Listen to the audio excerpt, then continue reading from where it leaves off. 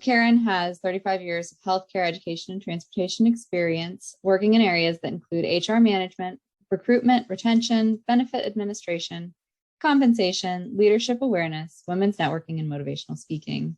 Her strength comes through her unique ability to use her personal and professional experiences to understand the knowledge and skills her participants may need to increase not only their performance, but their productivity. Karen designs and delivers her programs in a way that excites and motivates participants to use new skills and change their behaviors. Go ahead and take it away, Karen. Well, thank you so much. It's such a pleasure to be with you all today. And for me, it's been quite a while since we've kind of done these series and been together. So I'm really excited. I've been looking forward to it all week.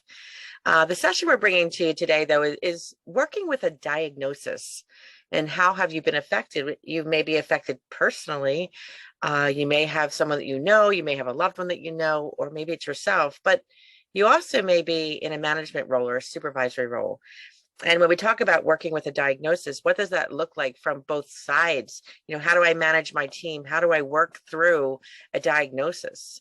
When we think of anything medically related, we think, you know, let's say next week you might need a root canal and you're scheduled for that appointment and you have a procedure done next Tuesday. You're probably pretty comfortable, you know, letting your coworkers know that you have a dental appointment and that you're going to be out of touch for a few hours. You might be having a little bit of anesthesia. When it wears off, you'll be back in touch. But what about when the diagnosis is more complicated than that? What about when it's going to be developing into a longer term healthcare issue?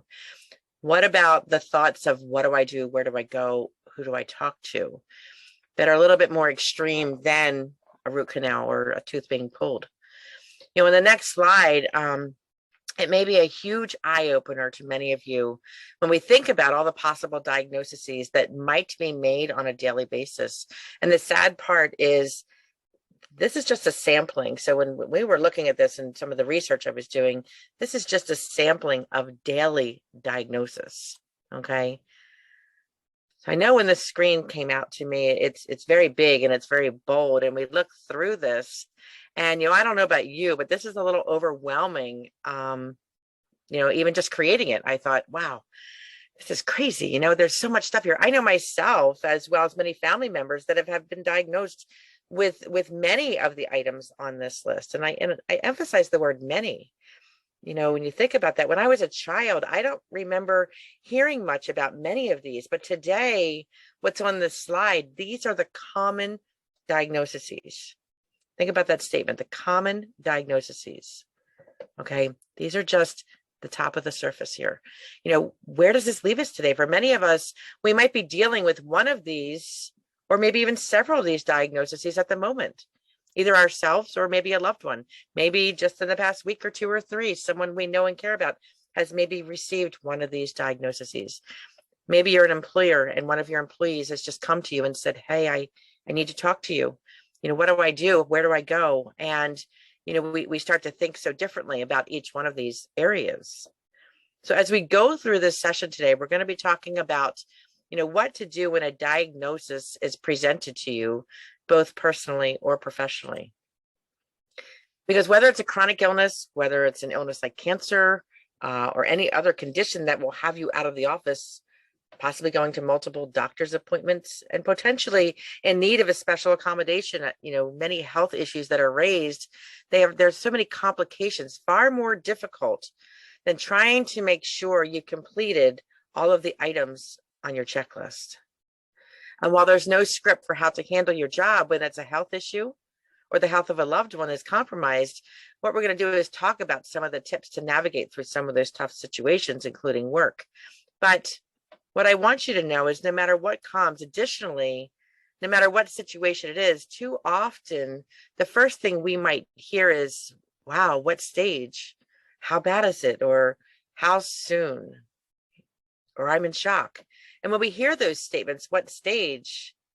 My response is always, well, if it's cancer, if it's pre-stage cancer or stage 4, it's still cancer. It doesn't matter the stage or how bad. It doesn't matter how bad it is. It's present. You know, how soon? When somebody says how soon, we know that they're usually implying the end of life. And that's not something that people really want to think about upon a diagnosis. I'm in shock. That's pretty normal. But think about that as an employer, as an employee, as a professional, but also as a human being. At the end of the day, we need to find ways that regardless of what this diagnosis might look like, okay, we need to find a sense of balance. We need to have an understanding that you matter. We need to have an understanding that if we don't find that essence of balance of working between home and work, virtual or field, both, how do I accomplish both? How do I work virtually and in the field? How am I there for a loved one? How do I get back and forth? How do I go to those doctor's appointments? How do I do this? And all of a sudden, the sense of urgency starts to overwhelm you.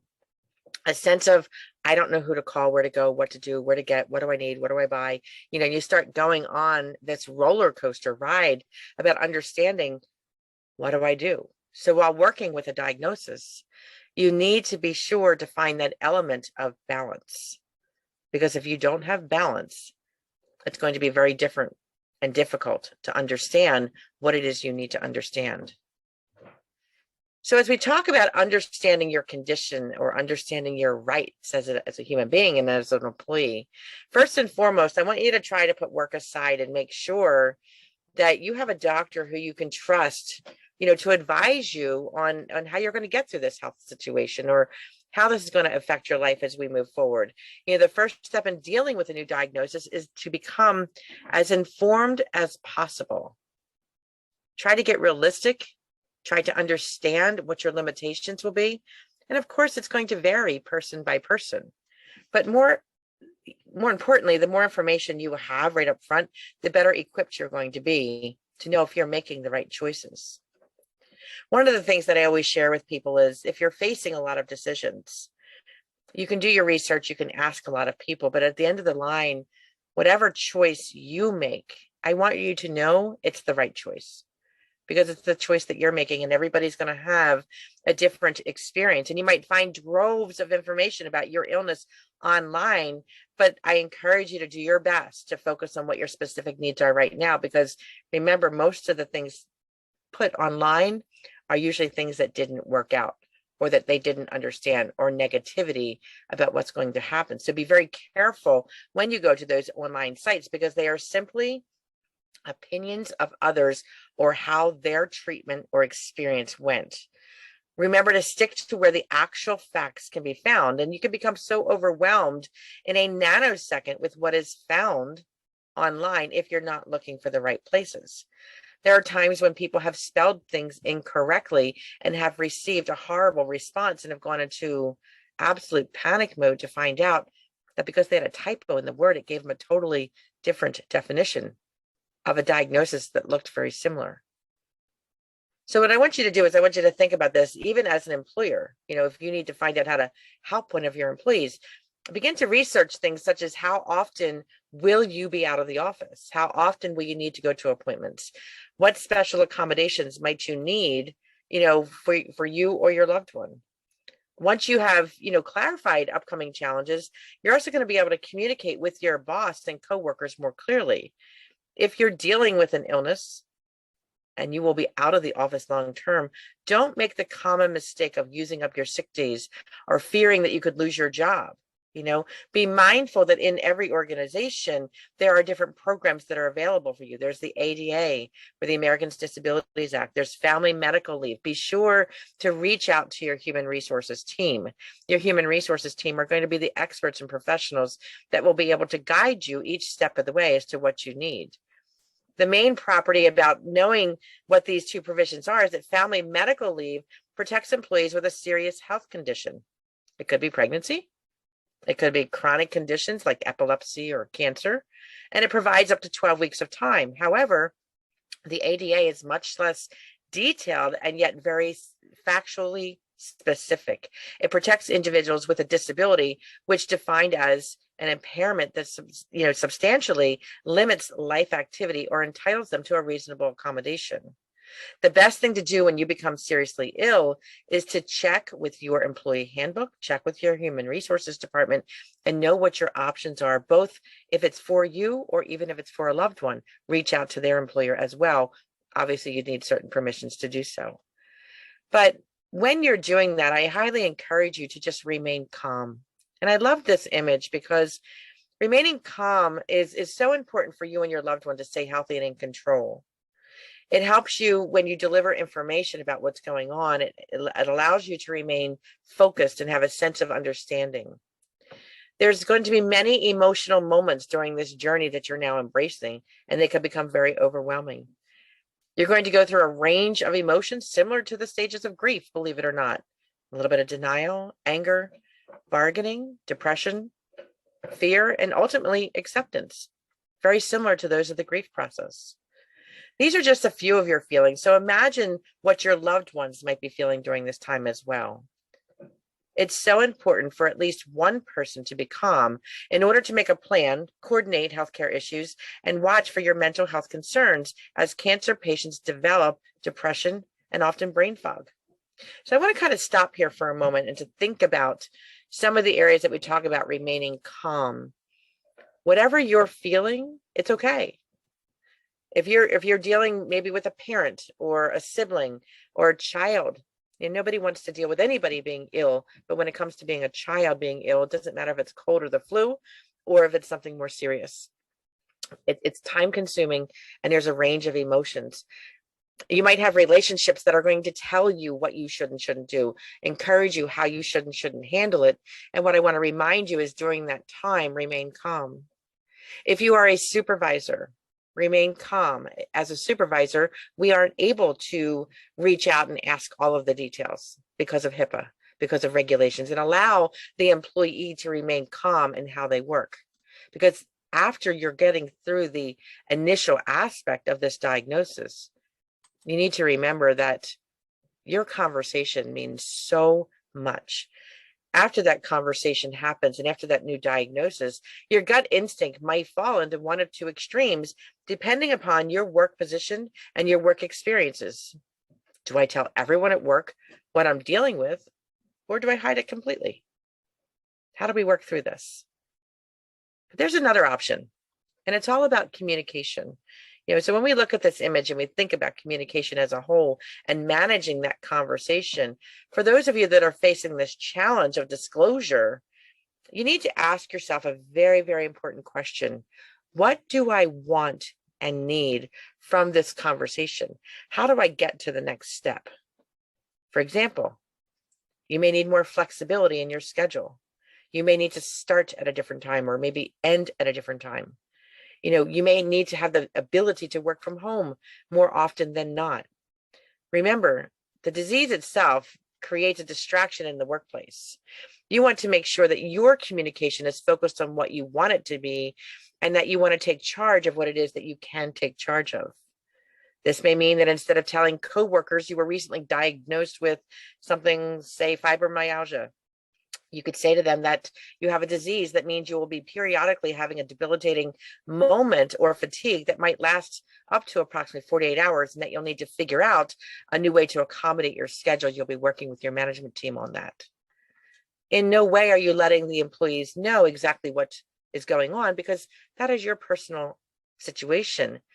It is important to remember that you are in charge of what you disclose to coworkers, and that communicating your needs does not have to be compromising your privacy. And I think that that's what's important. Communicating your needs, you do not need to compromise your privacy. And I think that's the part that remains so important, because often we have a need and we feel I should probably tell them everything I'm going through. And the answer is you don't need to. It's not a job requirement. It's not a medical requirement, and it's not an HR requirement. There are documents that you might need to fill out for human resources, whether it's for yourself or for a loved one, depending upon the type of leave you might want to take. And on that document and on the physician analysis questionnaire that they're going to complete, all of the pertinent information that is required will be on there. But you are not at all required under any law to share every little piece of the situation going on. So I want to eliminate that for you. And having been in HR for so long, I can affirm and confirm for you that is indeed the case. Okay. So as we think about that communication, your conversation matters, your opinion matters. And I want you to find a way to feel more comfortable with sharing exactly what it is you are willing and wanting to share in the moment. Okay. You might get a lot of questions from other people, and it's okay to say, at this moment, I'd really like not to talk as much about it, but I just want to let you know that I'll fill you in as it goes. And again, take control of that conversation in a very lighthearted way that you still are allowing people to know that they want to help. Okay. So as we focus on where we are, we want to think about things as focusing on the facts, not fear. Okay. Stay optimistic and don't focus on those other stats.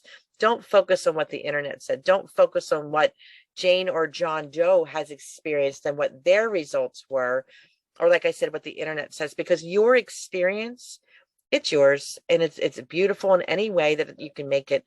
And it's your experience. As I mentioned earlier, we don't always get to deliver the correct information. Know your websites, know your content, and stay away from the stories of others. And I don't mean that in a sense of disrespect. I mean that every single person is different. You know, breast cancer alone. I personally went through breast cancer, and I had no idea until that diagnosis that there were 62 different types of breast cancer. Who would have thought, right? You know, so my experience that I might have shared with someone could be very different from someone else, even with the same diagnosis. You know, every person is different, every diagnosis is different, and every outcome is different. So there's, quite frankly, there's no point in getting worked up over the baseline results of every single person that is very similar to your situation. There are no two diagnoses alike, just like there are no two snowflakes in a winter storm alike. You know, together your information can create something different. Your knowledge can be nothing but learning and leading, but understanding that you're still an individual dealing with an individual situation. Would anybody have any questions or comments at this point before we move on? Any thoughts? No? Okay, we're going to keep moving. So this one is real important. Accompanying your loved one to the doctor's appointments. This is one of the most important things that you could do for your loved one. They will likely be so overwhelmed with so much information that often we hear that diagnosis and there's a part of our brain that literally scientifically and organically just shuts down.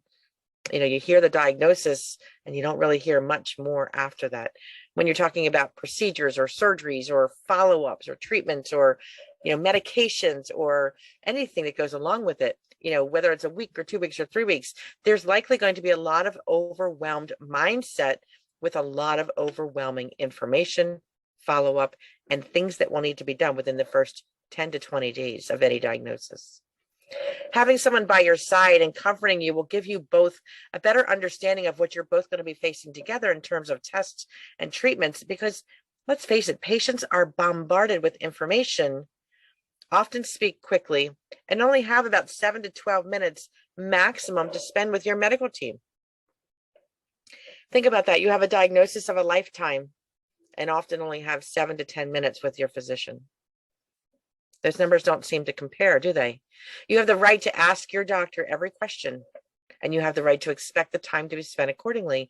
And go with your questions in advance. Write them down. You know, sometimes a doctor's office will have a portal that you can go into and send all of your questions ahead of time, where you have the opportunity to go through them. In this virtual world that we are transitioning to, utilize the services that are out there because they're in your best interest. Go with the questions, like I said, or send them in advance. You know, we think about where we are. I will use, you know, a loved one of mine recently who just passed away, but I was their power of attorney and needed to attend every doctor's appointment with them. Through COVID, I was unable to do so. And we also lived 2.5 hours apart. So it was really hard to do that through diagnosis of Alzheimer's and dementia and you know, rocking immediately downfall of their abilities. So I thought, you know, what are we going to do? And I was able to attend every single doctor's appointment virtually. When the doctor would get to the patient, I was there in the room on camera, and I was attending every single appointment, never missed one. So in our virtual world, do not be afraid to say, hey, I'd like to bring somebody with me, but they're going to come virtually, whether you FaceTime them, whether you Zoom them, whether you link them in, whether the doctors have a process that you can do that. We are moving into a different virtual world. So don't be afraid to ask those questions. If somebody is receiving cancer treatments, that's a long visit to sit by themselves, because during this COVID and variant timeframe, you can't always bring somebody with you. Bring them with you virtually. It's okay. You can always have somebody with you to help out, because it's important to understand you are not in this alone, although you might feel it. You are not. Okay. So I want you to think about asking those questions, because knowledge is power. Knowledge is so powerful everywhere you go. And it can also be a weakness if you let the facts overwhelm you or scare you into a position of unknowingness. Stay informed, because it is so important, and it will make sure that you are researching those reliable sources.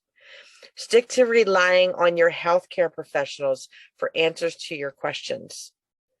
If you're constantly asking everybody else everywhere else, it might change some of the results of your interaction with your healthcare provider. Allow patients to ask the what if questions.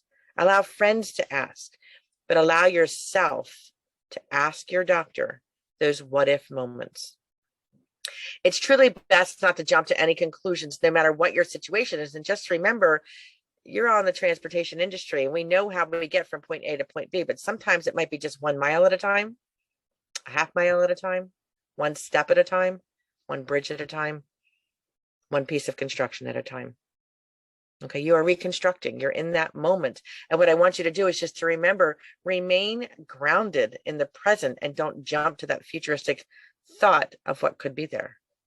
Working with a diagnosis in so many ways, I know people who've had diagnoses that are so debilitating and have continued working through it because of being proactive and prepared for what it is that they want to do. One of the things that's so hard to do is enlist support.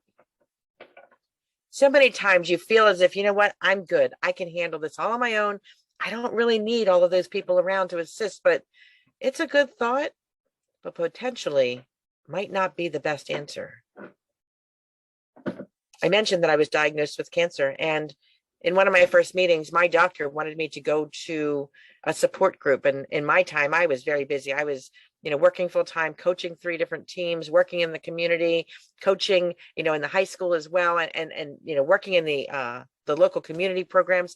I just really kind of didn't have time for this cancer diagnosis. And now they want me to go to a support group. It was not something I was interested in. But I decided to go, and I thought to myself, I have cancer. Why do I want to go to a support group? But okay, I'll go.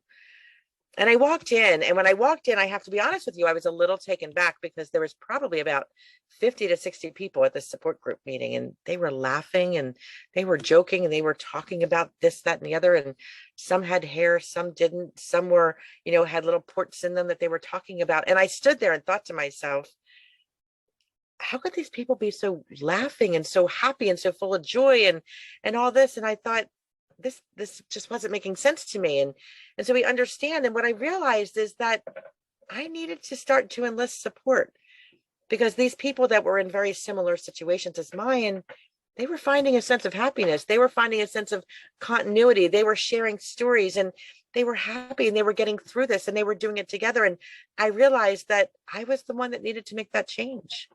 We think about working with a diagnosis. I got this. I can handle it. Little did I know, you have to understand where you are yourself and recognize that it's okay to enlist help. It's okay to say, I could really use your input, because with your place of employment, you may feel perfectly comfortable discussing your situation at work with your supervisor or colleague. And in many cases, coworkers can also be a very good source of information and understanding where we are, so that, if you are that trusted individual, please also support and maintain that sense of confidence of your colleague. It's a tough time right now for so many people, and having those stories shared unnecessarily only adds to the burdens and challenges of that newly identified and diagnosed person. So when we think about the support that we are looking into, it's very, very important to have that understanding that support is okay. Support is what we need. Support is where we need to go, and to have that understanding so that you can make a difference, especially if you're in a role of supervisory. When you're in that role of supervisory, how do we make that difference for that employee? How do we have that understanding and don't be that person like I was walking in thinking that we don't need it. So it's really, really important to understand that you can do this. Any questions? Anyone ever been in that experience where you kind of didn't really think you needed it, but then you realized you really do need it? No? I see some smiles there, but it's important to understand. The other thing is, as you go through this, listen, engage, and encourage. Your loved one has a lot running through their mind as they go through this journey, but so do you.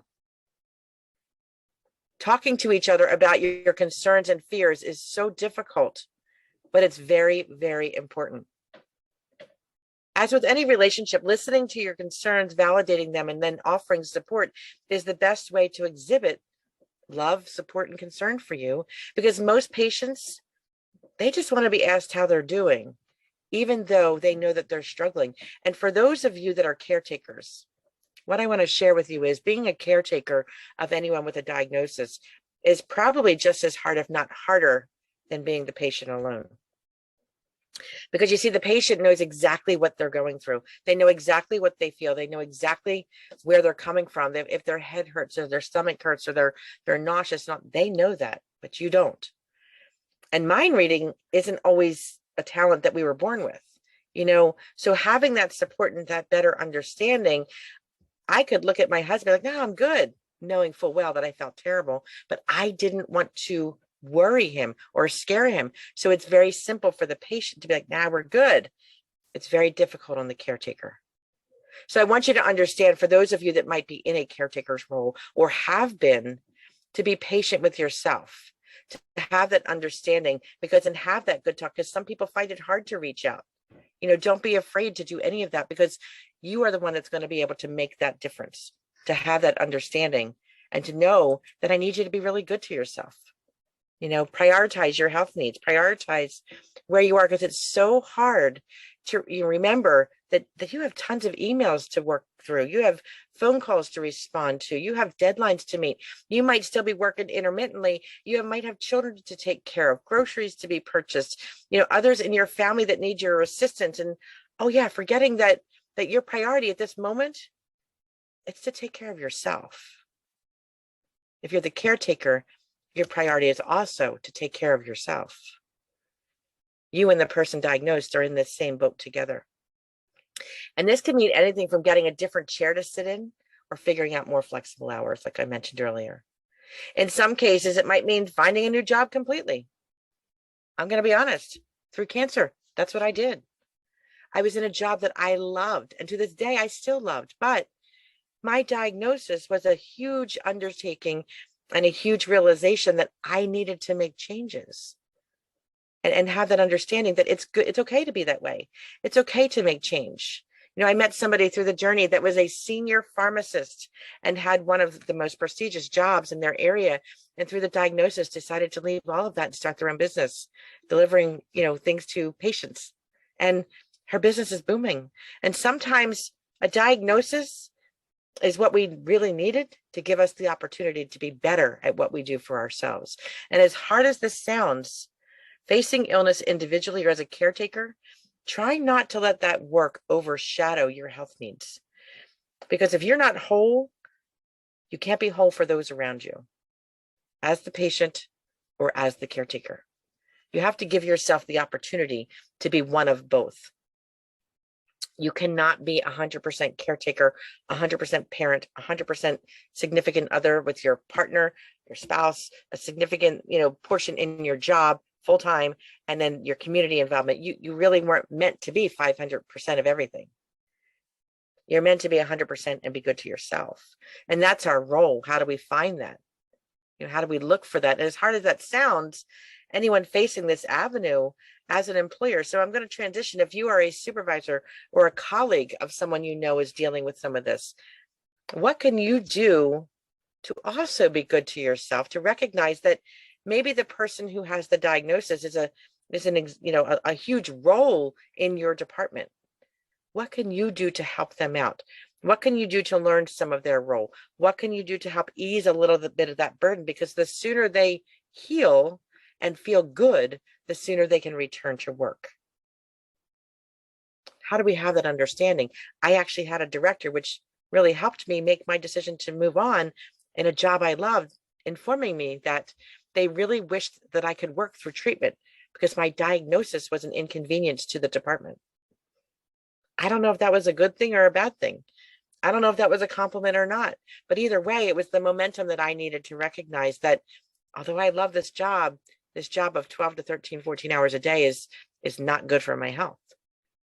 Sometimes we need to face a different view to understand it's time for a change. I mentioned earlier about support groups, okay? They may sound so overwhelming and they are not for you or even your loved one. So in my journey and my story that I shared with you is that, there was no way that I was going, but in the end, it was the best decision I've ever made. And quite frankly, to this day, I found a place that I didn't feel different. I felt very similar. It allowed me to realize that I was not alone in this diagnosis, and I met so many others. But what came out of that support group was they also had support groups for caretakers. And at first, my husband was like, no, I'm not going to do that. And I kept saying, but why? I tried, why not? And when he went here, it was a support group for significant others dealing with diagnosis for their spouses. And did you know that breast cancer is not only diagnosed in women, it is in men too. So there were men and women in this support group learning how to take care of their loved ones. You don't have to go every week, every month. You could go once, but just to develop those connections and to learn from other people. And I love this image because that's exactly what my support group looked like that my husband went to. People from all areas, all ranges of age and diverse. And I loved it because it got a lot of people involved. And again, we found a place where we didn't feel different in that moment, and feeling a sense of acceptance and being surrounded by people just like you really helps in the learning process, really helps in the healing process. Okay. So whether you're a caretaker or a patient, trust me, these support groups are beneficial. Now, not every support group is perfect. You might have to hit one or two, or maybe a third one, and that's okay too. But this is really about you, and it's about understanding what you can do for yourself, and it's about understanding where you are in the moment, and it's about understanding how you can make a difference for yourself. Any thoughts or comments?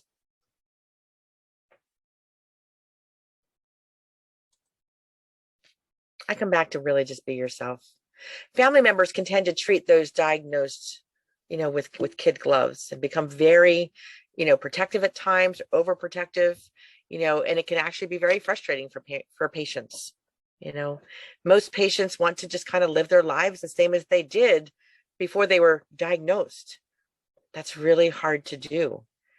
And we need to understand they just want to be themselves. So when you're surrounding yourself with somebody in this environment, take the steps to not be constantly asking, how are you? What are you doing? What are you going through? How do you feel? Where are you at? Rather than, hey, it's a nice day out. You look great today. Want to go to lunch? Want to go to dinner? Treat them no differently the way than you would before they were diagnosed. Again, they just want to live their lives just like you do.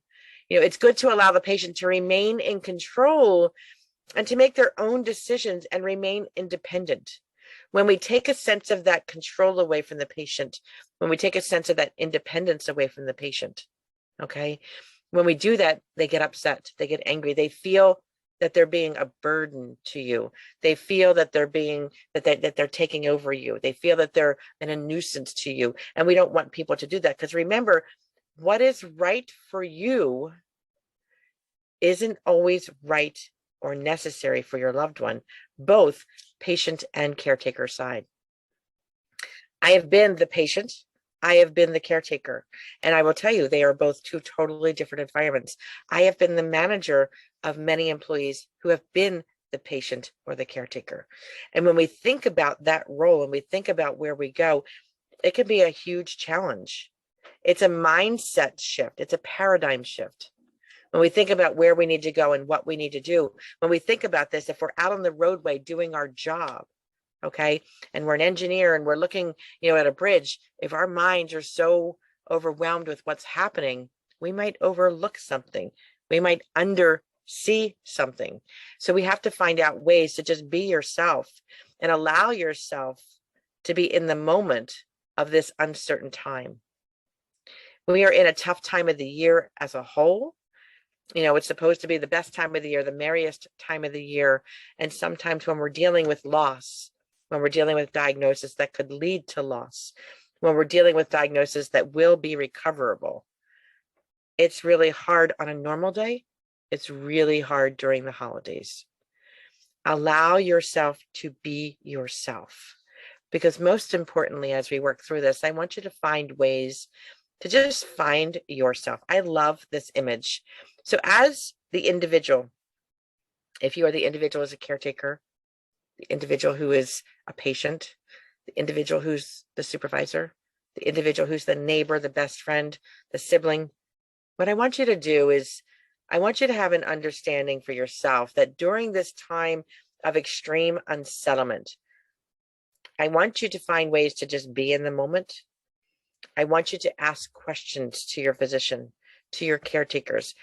I want you to ask questions to your loved ones, to your significant other.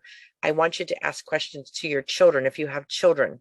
You let them know that mommy's been diagnosed with this, or daddy's been diagnosed with this, or grandma and grandpa, or whoever it is that they are close with, and explain it to them in a way in which they will understand, so that they're not fearful when that person is near them, that they have to act different.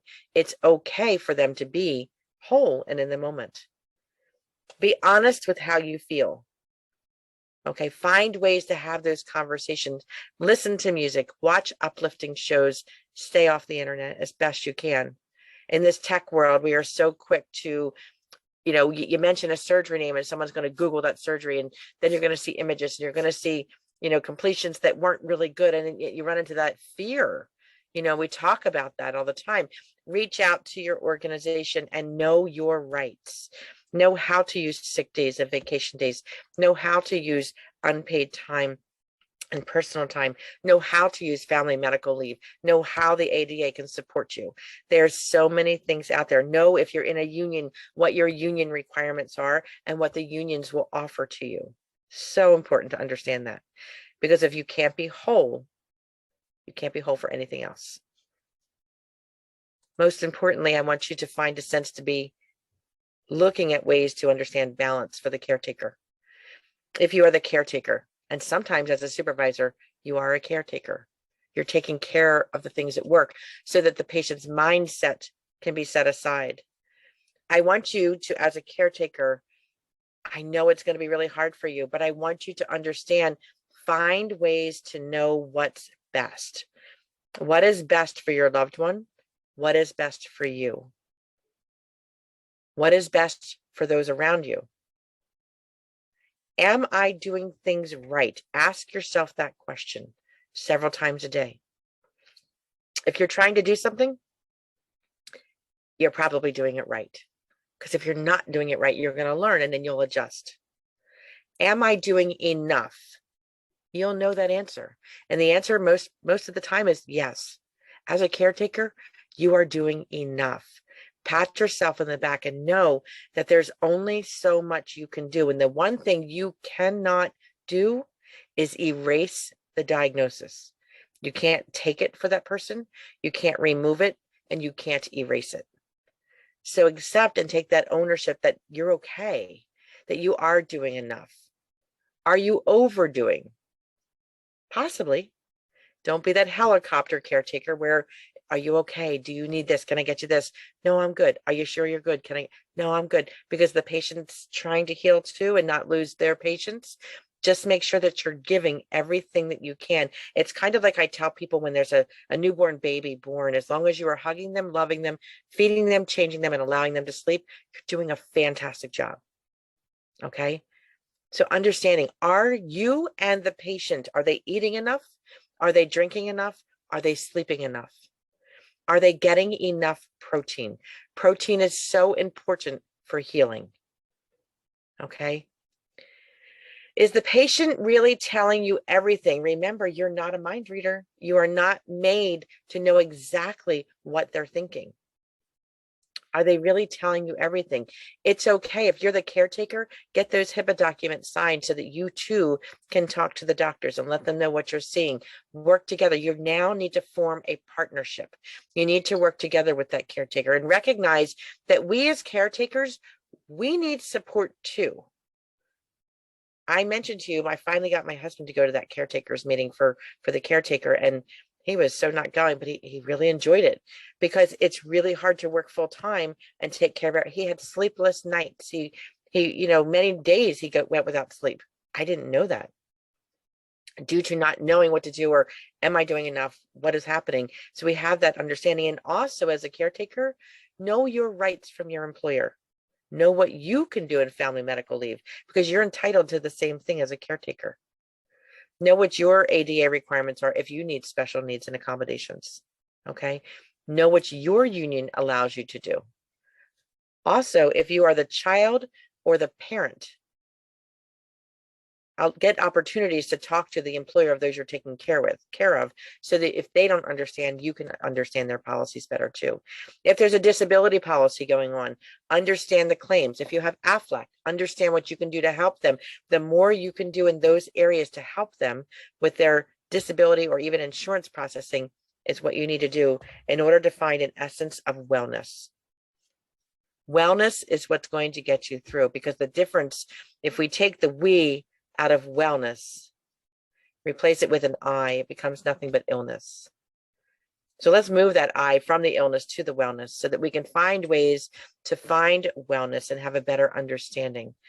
Find wellness as an employer, as a colleague, as a coworker, as a supervisor and a manager and a director and a chief. This image still applies. Find wellness. Be in that moment as well. The same rule applies. Let your staff know what your coworker is going to allow them to know. Ask questions. I don't want to pry. What can I do to help? Okay. Ask what you can do to be there. Is there anything that they need? Because the more you give to that employee working with a diagnosis, it's for everybody. Okay. Encourage self-care to all of your staff members, not just the one who's been diagnosed. Be that supervisor that you would love to work with. Be that supervisor you would love to report to, and be that supervisor that if you had this diagnosis, you are responding the way you would hope it would be done for you. Support their medical and emotional needs. They are going to be on this emotional roller coaster, both patient and caretaker. They might get snippy. They might start lashing out a little bit here and there. If you know that that's not their normal behavior, take a deep breath, step aside, and just say to them, listen, you must be having a bad day. What can I do to help? I'm not having a bad day. Okay, don't argue with the patient. It's really hard for what they're going through. And again, be the manager that you would want to have in this current situation. Get human resources involved so that the employee receives the best opportunities and the best options for their worst case scenario. Working with a diagnosis is not something that anybody has ever asked for, wished for, or actually signed up for. It comes out of nowhere. It never comes when it's best. It always comes when it's least available or least possible timing. So we think about that. And what I want you to understand is as we work forward and as we move in with a diagnosis, that we can be part of the outcome, we can be part of the solution, and we can work together to come to a full element of wellness. I just want to thank you so much for joining in today, for being part of the session. And I hope that you're able to take something from here today that could help you with your loved ones or yourself as you move forward. On behalf of WTS, thanks so much.